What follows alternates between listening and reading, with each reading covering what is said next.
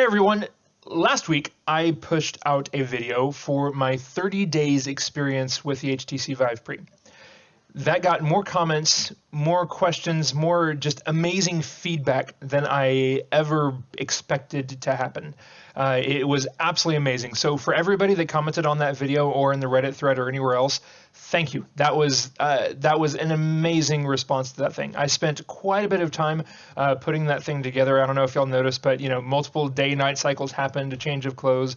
That was the course of a few days. I know it didn't seem like that much from y'all's point of view, but from this side of the screen, a lot went into just getting that video out there. And even though it was such a horrible quality video, still, I put a lot of time into that. So just to find out that so many people found that helpful, amazing. So thank you so much. You guys are awesome for responding the way you did. I really appreciate it. There were a lot of things in that video that I didn't get to cover, or that I just forgot to cover, or I never even thought about. So I wanted to take a few minutes to both acknowledge the questions that came up and answer some more of those thoughts. So here we go. All right, to address the elephant in the room right at the get-go, let's talk about the gun. Yes, it was a gun. It was a real gun. And I didn't even think for a split second that it would get the reaction that it did, including a fantastic GIF that was created for it, which I will cherish for all time. So if you didn't watch the video, I made a comparison to a gun that I have. It was only used as an example of how the controller, while it does mimic a gun, you shouldn't hold it like a gun, and you have to adapt to the game that it is and use the controller and hold it the way it is. I've read a few comments on people saying that it doesn't feel quite like a gun, and no, it's not a gun. So that's the whole reason why I brought that thing out. It wasn't some big elaborately planned thing for shock value or to show off my manly gun. It was none of that, right? It was, I have a gun, I have a controller. Why not just compare the two? I actually had shot a version of that just a few seconds before I actually decided to get the gun. And it was just me verbally trying to communicate the differences between the two. It's like, I have a gun. Why don't I just show these people? I mean, that seemed like common sense to me. Yes, I am an American. I grew up in the South, Texas, pretty much my entire life. Guns are just a part of life. I mean, there's nothing shocking about it. Guns are dangerous things, but not by themselves, right? It takes a person behind it to pull the trigger in order to make those things dangerous. What I showed you was an unloaded gun, which was, for all purposes at that point, a piece of metal, right? It is a set of polymer, metals, I mean, all sorts of different things that creates a machine. It's not violent. It's not in and of itself a dangerous object. It's only whenever you put a explosive in it and then it shoots out a bullet that it becomes dangerous. So anyway, I apologize sort of to anybody that may have been turned off on that, but I mean, at the end of the day, I'm not too very sorry, because there's nothing wrong with the guns. And for those that do think that there's something wrong with the guns, this probably won't be the best channel for you to watch, because I fully expect to offend you in other ways, because that's just the way I am. So, yeah, done. All right, so question number 1. This comes from Brian, and first off, thank you so much for watching it all the way through, both to you and everybody else.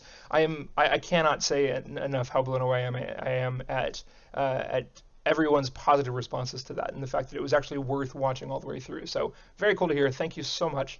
To your question on the IPD adjustments and how easy it is to get that sweet spot. I've never had a DK2 or any of the actual previous versions of any of the VR applications apart from Google Cardboard, which that doesn't count, right? So I don't know how to compare it necessarily. However, I can tell you that finding the IPD is pretty painless. I just tune it. Here, just to show you guys. This thing right here, you take it, you twist it all the way up to the very highest end, and then you start twisting it back in the other direction. As it's getting better and better, just keep on twisting it. As soon as it starts getting worse again, turn it back the other way. I just twiddle it back and forth until I found the right spot for it. I've never actually measured my IPD, but that seems to be a perfect way to find out. It just takes 2 or 3 seconds for you to go through and just find that, whatever's good for you. The second follow-up question to this, or the second sort of related question, is how easy is it to adjust back to reality? That's kind of an interesting thing. So whenever you first take that headset off, there's a split second sort of disorientation to, oh, wait a second, I'm facing my kitchen and I thought I was facing my computer, like that. You lose yourself very, very easily in the headset. So I would say that it does take a few, like maybe a second for you to just sort of recalibrate. But after that, I haven't really noticed any sort of lasting issues with it. So yeah, I haven't noticed anything, but I'm sure that this is one of those things that will sort of be unique to each individual. Have I tried expanding my play space to the very limits and seeing how big you can make the chaperoned region? Sadly, not yet. I actually do plan on doing that at some point. I think that would be really neat. However, this room doesn't get any bigger. I can make it go to the walls themselves, but that's only a few extra feet, and I'm not sure it would do it. There's actually a really cool view that comes up within the setup to show where the lighthouses can see and what their range is. So I'll actually show that over here. And that's pretty neat to see. So I'm well within the full bounds. I can't really do any further or any more intense experimentation unless I have a larger area, which I think I'm going to try doing that soon, but I'm not sure how I'm going to actually get that to work out. How am I able to show the Vive so early? I won a contest in January from IGN regarding submit your favorite VR ideas, or your best, or your funniest, or what have you. And yeah, I bombarded them with idea after idea, and I was chosen after some contention. Look into that. It was kind of a weird situation from all standpoints, but I ended up winning, and so I ended up going to the Steam VR Developer Showcase in January. Amazing experience where I was able to try out 12 games at that time, and then just over a month ago, I got my Vive. Alice Bonnet, thank you. I do try. I am quite skilled at making things intensely boring, so I'm very glad that all of my hard effort was well received. So thank you for such a nice comment. And Sriracha Man asks if I can give some more commentary in the max border region of the room tracking. Again, no, I really can't. But you do go on to ask if I can interact with the hand wands up to the very edge of the room, or how far inside the box made between the two sensors corners is the region of detection. So I've said this before, I have a lighthouse directly above this thing, and I'm actually able to use the controllers right here. So, I mean, that's blocking the sensor from the one that I have in the far corner over there. So, I mean, you can do it directly underneath it. You could even go farther, but then if your back is to the far sensor, then you're going to have some issues. But the detection seems to be fantastic. So, I mean, you can go as far inside your room bounds as you can. Just have the sensor set up to where it's looking inside your box, and you're good to go.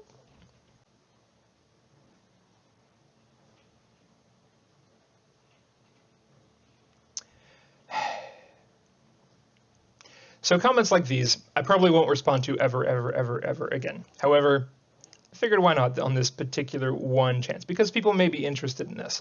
So first and foremost, let me say that 100% respect to all females and men, and I don't care what sex you are. It doesn't matter to me. I absolutely believe that there should be equality in all things. As far as opportunities, I don't think that there's an issue here, right? Looking at the statistics for people that watch my YouTube channel, it's 97% male and 3% female, which means that of the people that watch my thing, there's only 3% interest from the female party. So as far as having, something other than a white cis het male, which, by the way, I had to look that up. I had no idea that there were so many acronyms that described me personally. So cool. But anyway, I don't think that there's an issue here yet. I've actually seen a number of videos from a few different channels now on the HTC Vive that had females in the spotlight. So whatever. I mean, guys, let these issues drop. What is with the race and the genders and I don't care, we're people. Moving on. And a question from Jokum. So I'm really sorry if I'm not saying anybody's names right, by the way. I'm really bad at that, but I try. So your question is it possible to get USB extension? I need like a 5 meter to get from my PC to my living room. So probably. I'm not an expert on these types of things. I will say, however, that the cables that you need to connect, this isn't a cable, this is the breakaway box, but this thing needs USB, it needs HDMI, and it also needs power. This is a 12 volts, 1.5 amp power connection. I expect that this is a fairly standard plug, but I'm not an expert, so I'm not really sure. So you could probably get extensions, but then again, I've also heard that there may be a maximum distance that you can transmit HDMI before things start becoming less reliable, or the quality drops. I'm not really sure, but this is something that I think should definitely be tested. I don't necessarily have the ability to do it here, at least not at this point in time. Muley DK19 is surprised to find out that I didn't talk about the field of view. And let me just say, I am surprised as well. I'm sorry. I think out of all the things that I missed in this review, which there have been plenty, I think this is probably the worst one because that is such a big deal for so many people. The field of view, the best way that I've found to describe it, and this is for me personally, right, because every person's face is constructed differently. So your eyes being set back or farther forward, whatever have you, it will make a difference for you. But just for me personally, the way that I found to sort of describe how I see it is I take my finger and I get it to the point where I can, it's right about here, lighting up right about here, just in the very corner of my eye, and I can see the entire finger, but not see anything behind it. And that is roughly how much my field of view is blocked off while in the Vive. So maybe not the best way to describe it, but that's the only way I know how. So the field of view, and again, just like resolution or most other visual things within the Vive, you forget about it so quickly. Like it becomes a non-issue within a few seconds of you being inside the Vive. You just don't see it anymore. So yeah, not a big deal. How about ditching any other work that you do and become a professional tester? Yes, please. So that sounds amazing. The problem is that right now, for all of YouTube ever, I've made a whopping $100. I don't think that is enough for me to be able to currently quit my job, which pays me decently well. My wife might object to the quality of life changes that would have. So I don't know if there's somebody out there that wants to buy into this and support me and make that happen. Sure, I'm all for it. But for the meantime, this will have to be strictly a hobby. But I appreciate that. That sounds awesome. Do I have Audio Shield? No, very, very sadly, no. This game was a lot of fun to play at the developer showcase. Really sad that I don't actually have a copy of it just yet. But I don't know, a couple more weeks and then I'll be able to get all of those games, yeah? Another game that I don't have is the Cloudhead games, the gallery. I've messaged them. I've messaged Audio Shield. There's quite a few games. Arizona Sunshine, pretty much any of the games from that group, which includes, Skyworld. Yeah, all of them. They don't seem to really like me, so yeah, no responses. If anybody knows them, tell them that I'm interested, and I would love to review their game. Jacob, will the Vive has full games available to play upon release, or will there only be demos for a while? The games that I have, most of them are going to be available upon release. Don't quote me on this one because I'm not 100% sure of it, but as far as the games that I've played, the only one that I know won't be available on release is Budget Cuts, which is very sad because that game is amazing. I cannot wait to play the full game of that. But yeah, there will be plenty of content to keep you busy for a very long time upon release, so no worries there. I mentioned glare in the high contrast scenes. I do. Would that be particularly bad in games like Elite Dangerous? So there is never a time at all ever in the slightest bit where I have called the contrast or any glare or any visual thing in the Vive particularly bad. There are times where you can notice it if you're looking for it, but I've never found that to be in the case where I'm actually in the middle of a game playing it. It's always in the loading screens or whenever I'm Tilt Brush, I guess, is maybe the only place where I've sort of like stopped what I'm doing and noticed it, because that one you're actively inspecting the scene in front of you, right? It's not like a game like Elite Dangerous where you're constantly looking around and trying to find the enemy spaceships or what have you. So no, it's not particularly bad ever. It's just something to comment on because that is an interest to people. Again, I've only ever noticed it in times where I'm not actively playing the game. Which earphones do I use? This question was asked quite often, both here, Reddit, and in a lot of streams in a lot of places. So I might as well just answer it here. These are the Turtle Beach's Air Force 450s. I do like them a lot. They're not crazy expensive. They're not crazy cheap either. They have fantastic wireless capabilities. I have a USB nub over here connected to my computer, and I can walk all around this house in it, and I don't have any problems at all as far as, you know, crackling or any other sort of noise distortion. And I'm in the corner area of a very crowded apartment complex. There is like 30 different Wi-Fi connection points that I have access to here. So I mean, there's a lot of stuff going along in the air here, and I get absolutely no audio cracking whatsoever. Like, y'all can tell the mic is not fantastic, but from unless you're planning on just streaming and this is going to be your main mic, this headset is fantastic. It stays on your head well. The audio is good. The surround sound is good. The wireless is great. Very convenient for just picking up and putting on while in the Vive. And no, it is not Bluetooth. I don't know what technology it's actually using. I haven't looked into it too much, but it is not Bluetooth. So I can't connect it to the headset itself, but the USB dongle that it comes with is I've had no issues with it at all. Goatmeal, will a shorter cable for the headphones help? Maybe. This probably is worthy of more investigation than what I did with it. I have the G35s, which has a very long cable. I also had a set of earbuds, which had a not very long cable, and neither of those solutions I found worked very well for me. Like I said, if you already have a set of earphones, use those, try those out first, and just keep wireless in mind. I don't necessarily recommend dropping $130 on a wireless set without first trying yours, because it may work for you, right? I have a ridiculously large head, and so that caused some problems with the earbuds, and the cable that I had, like, I just didn't want to mess with it. So I got these. So try those first. Maybe it'll work. Let me know if it does. Dannykin. So you're asking how well the headset sits over time. This is, again, one of those things that will probably be on a case-by-case basis. My enormous head, while maybe not the most fitting thing for my size body, it does have some advantages whenever it comes to this headset. Everything is really nice and snug.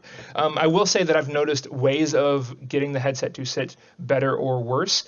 The trick that the sort of the procedure that I have whenever I put this on my kid's head is to first get it roughly where I think it's going to be, put it on their head, and then ask them where the weight is sitting. Most of the weight should be on the very back of your head. Of the weight that's on the front of the face, you want it probably mostly up here and maybe just a little bit on the cheeks. That seems to be the best way of getting it to where I don't have any issues with that. And then, you know, once you have that in there, snug it down, you know, across the face, and then it's really fine. So as far as how well it sits over a long period of time, I think the longest session that I did, that's really tough to say. I don't quite recall, but I've had multiple hours straight in the Vive before, and that's not an issue that comes up. You'll notice me like fiddling with it every now and again, especially whenever I'm streaming, because then I'm like taking it off, I'm putting it down. But whenever I'm ready for a prolonged session, I get it down tight, and then I don't have to touch it again. So yeah, I can't say that for me personally that I've had any real issue with the headset. Can I talk about Hoover Junkers more? Asked from 10 Boxing. I feel really bad for not mentioning this more inside the review, because this is the game that I've been most excited for. Hoover Junkers is probably the game that really turned me on to VR, specifically the Vive, whenever it was announced, because I saw immediately the potential for this game. And let me just say that it absolutely does not disappoint. It is amazing.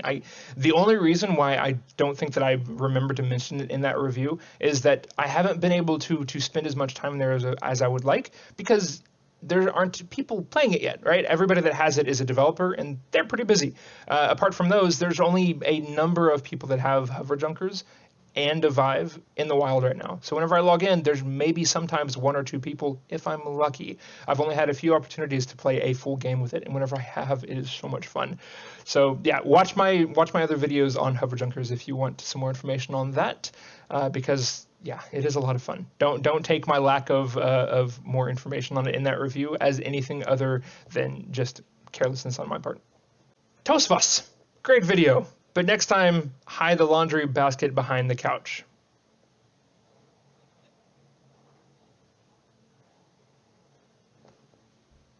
I'm sorry to hear that my laundry basket offends you. So, no. No. I mean, come on. Why, of all the things to comment on in a 40-minute video, you comment on my laundry basket being visible from behind the couch? Do you not have clean laundry? Is this like hurting you on the inside, finding out that other people have clean clothes? Come on, dude. Rez. I like your name. Very easy, rolls off the tongue fairly well. So what games made you nauseated? So before I tell you the game title of the one that made me the most sick, let me give you the disclaimer that this was a early build. I'm only saying it now because I did mention it previously, and so I'm not going to try to cover it up, because this is sort of a good lesson to know for just general games as a whole, is that this cannot be a thing, otherwise people are going to be very angry whenever it comes to low frames per second. So this was an early build, an absolute early build. The developer was awesome enough to let me have it, and he did warn me ahead of time that it is not optimized yet. So don't worry, the game will get better. The game is amazing. Universal Sandbox 2. The game is amazing. Let me say that again. The only problem that I had with it was whenever I had like a ridiculous number of planets in one scene and they were all crashing into each other and exploding. That was just too much for my computer to handle, and so the frames dropped so low that, and this was the first time that I actually experienced this in the Vive. So I was like, oh, okay, yeah, that's kind of awkward. So I just tried to go through with it, and then after like 5 minutes of that, just my mind just exploded with horrible feelings from the stomach area. Like, it was so bad. So again, not their fault, right? They're still developing this, and I just think I have nothing other than just thanks for them for letting me try that ahead of time. But it's just a cautionary tale. Low frames per second is bad. Apart from that, a game that I will not share love with because they released this on Vive and I paid for it, and they said it had Steam VR support, and the jerks lied, is Mind Path to Thalamus. Yes, in your development environment, you clicked enable for Steam VR, and you made it work with the headset, and then you released it on Steam. It is not ready for VR. The quality was bad, right? The frames per second were bad. The movement was awkward. It was horrible. There were so many bad things about that it was horrible. I tried getting through a little bit of it, but then it just got worse, and then I was in a bad shape for a good while after that. So if you're gonna make a game, and I'm talking to you developers, if you're gonna make a game and check that box that says this is compatible with Steam VR and the HTC Vive, you better make it compatible in a way that is not wrong. So I've had a lot of questions regarding my comparison of the Vive to the CV1 Oculus for the DK2 Oculus, and sadly I just can't answer those questions. I've never tried one. I don't know how it works because I've never been in a situation where I could. Once I have tried one of those, I will absolutely give my feedback on there, but I can't really speak into it until I have. Another question is, will I be getting the Oculus Rift? And the answer is no, I won't. It's not because of anything other than the fact that it doesn't have motion controls with Roomscale support.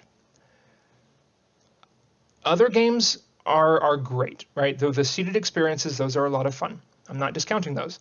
However, the Vive does those too, right? The Vive can do those seated experiences. It does standing, and it also does Roomscale, and it does it very, very well. I'm not going to pay the amount of money that it takes to get one of these headsets for in my opinion, a diminished experience. Now, yes, the Oculus will have touch down the road. It's not here yet, right? The Vive, it has proven that it does it, and it does it amazing. The Rift doesn't have that track record yet. In fact, there's a lot of speculation that it can't do it as well as the Vive due to the way that it tracks the motion of the controllers and its limited field of view with those cameras. So I don't know, there's a lot of questions right now that make me worried that the Rift won't be able to give me that same experience that I enjoy so very much on the Vive. And again, if you have tried Roomscale, right, and you don't care about it, then fine, the Rift is probably the right thing for you. But I haven't actually met anybody that has tried Roomscale and said that, oh yeah, I'd rather be sitting down and playing this game. All right, so yeah, no, I won't be getting the Rift, not until I know that it can fill that Roomscale awesomeness. So Will Blue asks if my least favorite Vive experience excites me more than my favorite, flat panel 2D monitor game does. That's really tough to say. And I would have to say that the answer is no, right? Because there are some pretty crappy experiences thanks to, well, like I mentioned, Mind, Path to Thalamus. Like it's not fun. I don't like it. That is bad. You don't do that to somebody. There are some other games that they're not really my cup of tea. Job Simulator, as an example. I'm not knocking the game. It is amazing, but it's not for me, right? My kids, they go crazy over it. They love the game, but it's just it's not my style, right? I'm into the more of the strategy or the first-person shooters, the competitive type games, more than the casual ones. So no, that's not fair for me to answer that. I will say that let's say my top 5 Vive games absolutely blow away everything else that I've ever played ever. As far as just as far as excitement goes, there are other games that maybe stimulate me more intellectually, or they may meet some other sort of enjoyment categories than what the Vive does. But hands down, like the top game in Vive wrecks any other game that I've ever played ever. Questions on the ability to do seated scale versus room scale. It's set up. I've gotten quite a few questions about this. So I have not, apart from like if I've adjusted my lighthouse, I need to go through and I need to recalibrate the room scale through Steam VR again. Apart from that, I don't adjust this, right? I don't go in and I don't change it to seated scale or anything else. That doesn't seem to be necessary. I have my one single setup that is good for room scale, and whenever I want to come sit down, I come sit down. And I play the game. So no, it's very easy. The room scale works just fine without any hassle whatsoever. I haven't found anything so far that requires me to change any configurations at all. And to answer Duck74 UK's question directly, yeah. I mean, once you sit down and you play a game that uses mouse and keyboard, or the HOTAS, the thruster and joystick, it just works, right? If that's what the game uses, there's nothing special you have to do. So I don't know if this is a comment about the quality of my voice being soothing, or if the words that were coming out were just boring.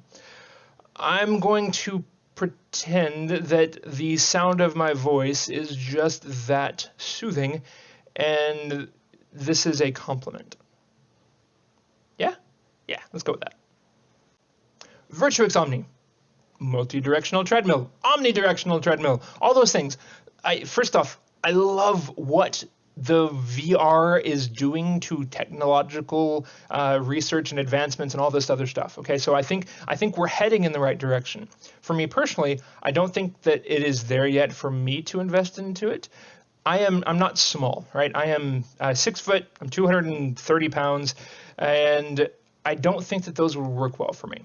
The videos that I've seen of it, either the motion looks a little bit awkward, specifically in like the omnidirectional treadmill, like it just looks awkward, right? Like it doesn't seem right. The Virtuix Omni, on the other hand, I think that gets the closest, and I think for smaller, lighter people, I think that would work perfectly, right? I think the issue that I would have with it, and that I'm worried about, and I've never tried it, okay, so this is just speculation at this point. This is just what keeps me from buying into it, is that bowl, right, in the Virtuix Omni that keeps, that allows you to actually walk. I'm afraid that would be too small for me to have a natural stride, and that it wouldn't work very well for me.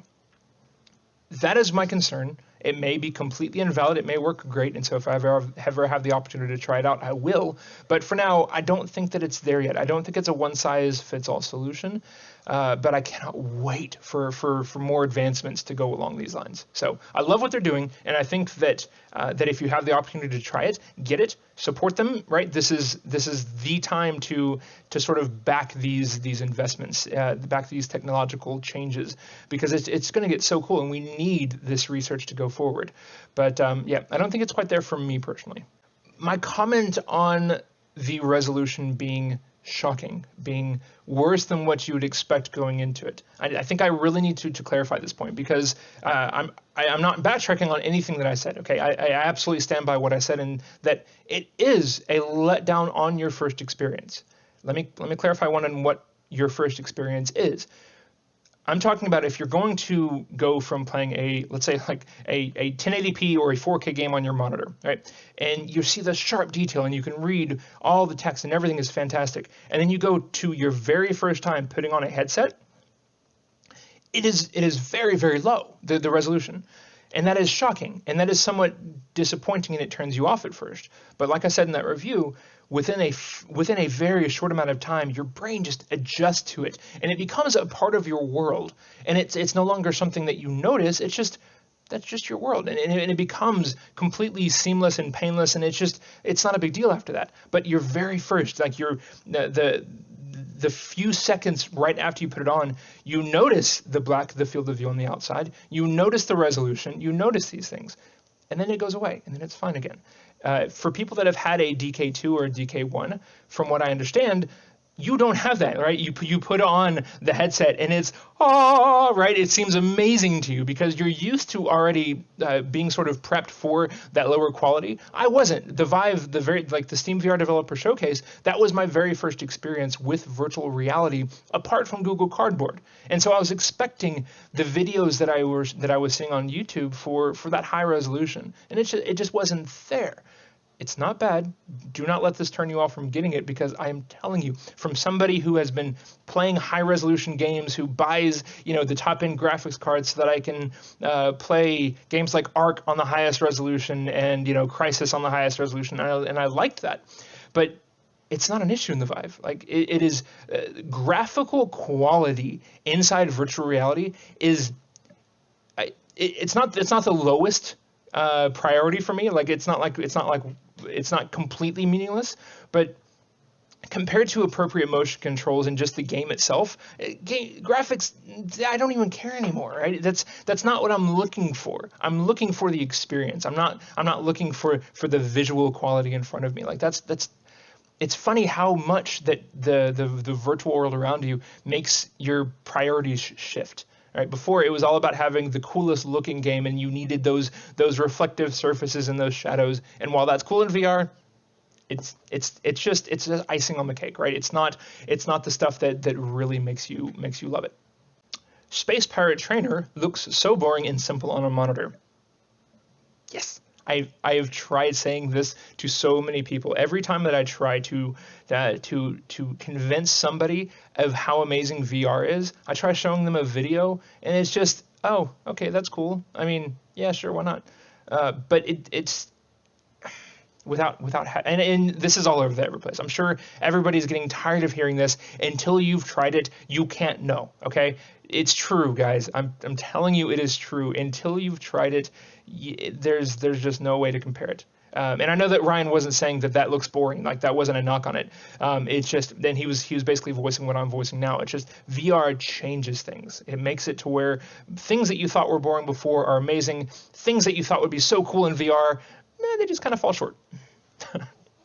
My weight. So I said a few minutes ago that I weighed 230. I actually weighed in this morning at 228, I believe it was. So I have lost weight. I started off whenever I got the Vive at 234. So that's actually 6 pounds. And I haven't been like strict on any major diet throughout this, right? I've tried eating better, but I haven't been hardcore crazy diet or anything. But I have lost weight on this, and I haven't even really had as much opportunity as I would like for the high intensity games, namely Hoover Junkers. That is the one where I have sweated more than any other game that I've ever played in my life. Space Pirate Trainer comes close if I'm really trying to go for that, but Hoover Junkers, it forces you to do it. Like, the only way to play that game is to get down, is to do all these crazy movements with your body. I will say absolutely 100% though that compared to my very first game of Hoover Junkers to, let's say, last week, my stamina has improved dramatically. The very first time that I play it, the next day, like for the next 2 or 3 days, my legs were sore, and that's so horrible. Like admittedly, my legs are pretty much atrophied, right? Because I'm a software developer. I go to work and I sit down all day, and then I come home and I sit down all day, so I don't move too much, and that's been the case for the past several years. So to go from a completely sedimentary lifestyle to having several hours of VR, dozens of hours of VR in a week, that has really changed things. My first experience with Hoover Junkers, like I said, sore for a few days afterwards. I haven't noticed that level of soreness since. I notice every time that I play it, the next day maybe I'll feel a little bit if I've really gone crazy, but my stamina has absolutely increased since I've played the Vive. And lastly, Dennis makes a great point. I probably should have commented on this in the last video. His asking is if I think that the Vive is worth the $800, right? And first off, I really appreciate the fact that you think that my opinion is much respected. I do hope that I maintain that, right? I'm not here to sell the Vive. I'm not here to sell anything. I'm here to explain to you as best as I can my experience with the Vive, with the games, what have you.